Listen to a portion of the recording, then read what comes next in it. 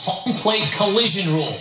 Former catcher and Marlins manager Mike Redmond, none too pleased. He was irate. Rule 7.13 states that unless the catcher is in possession of the ball, the catcher cannot block the pathway of the runner as he is attempting to score.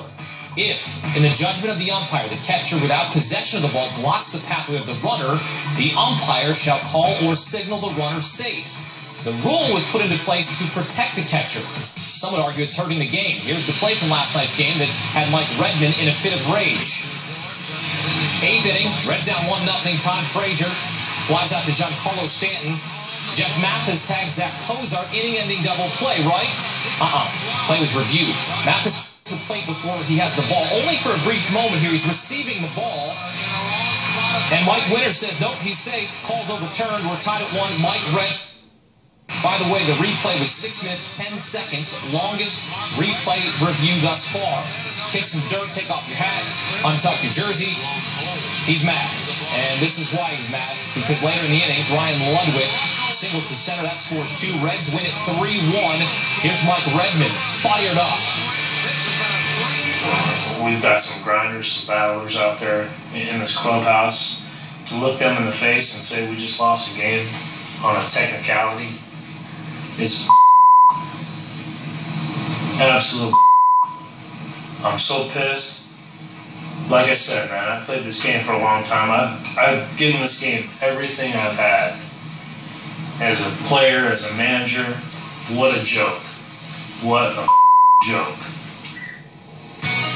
All right, so here is the rule according to Major League Baseball. And the rule says, this is their statement, we realize that people may reasonably have different opinions regarding the application of Rule 7.13. We are continuously evaluating the application of the new rule, and we anticipate a full review with all appropriate parties. Former Major League ump Jim McKean says the officials followed the letter of the law last night. I think what Brian Price questioned this play, he had the same thing happen to him at a game in Pittsburgh with a force-out at home plate. You got to change there.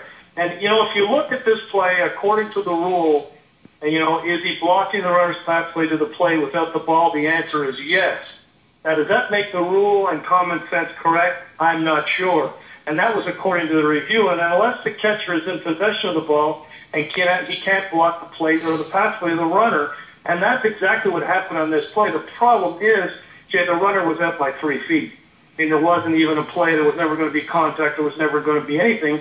But according to the rule, that's the way they had to rule it. And I looked at it, and I can see why they took 6 minutes in New York to look at it, because they knew when they expressed the rule that Manager Redmond was going to go crazy, and there was going to be a big controversy, and there was going to be big problems. And, of course, that's what they have. But what they have to do with this rule now, Jay, is they got to be proactive. And baseball doesn't like to be proactive. They like to react to things. But they got to be proactive right away and change this rule in case they get into a situation where you're in a playoffs in the World Series and you have something like this, then it would be really a farce.